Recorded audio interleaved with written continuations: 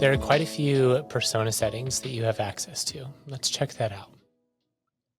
I'll create a new persona, and we start off with some general customization options. We have the persona name, which is the name that it refers to itself as.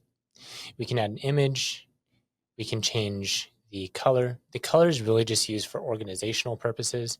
Maybe you want the ones in production to be green, ones that you're testing orange, and one that you don't want to use anymore, red. You can organize however you want using colors. And then an internal description. This is purely for internal purposes. Type out anything you want to describe what this should be used for. We have response delay in the next section, settings. This is additional delay that you want your persona to abide by. For example, maybe this is a persona that's primarily communicating via email, and it would be awkward if it responded in a few seconds, and we want it to respond with 60 additional second delay between responses. We can do that here.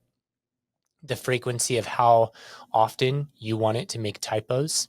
Here, we recommend something between 0 and 10%. Obviously, it would be awkward if every single message included a typo. And this is how often you want it to break up larger messages into smaller messages. You can have this higher because most humans break up larger messages into smaller messages as well.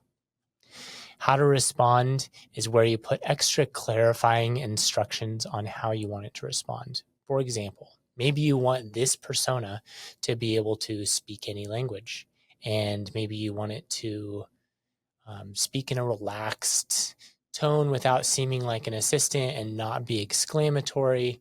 That's where you can put clarifying information about how you want it to frame its responses. Tone is where you type in single words. I could type in relaxed, happy, concise, for example. We let you pick up to 3. And then finally, we let you pick providers. This is something that shapes how the persona sounds, which is why it's here in the persona section and not in the job section. We maybe want OpenAI as our primary and DeepSeek as our secondary. And we could organize these however we want. It's going to always try the top one and then fall back in descending order if there are failures with any of the topmost ones. When we click next, we have this final screen where we can review and then create the persona, and it shows up in our list.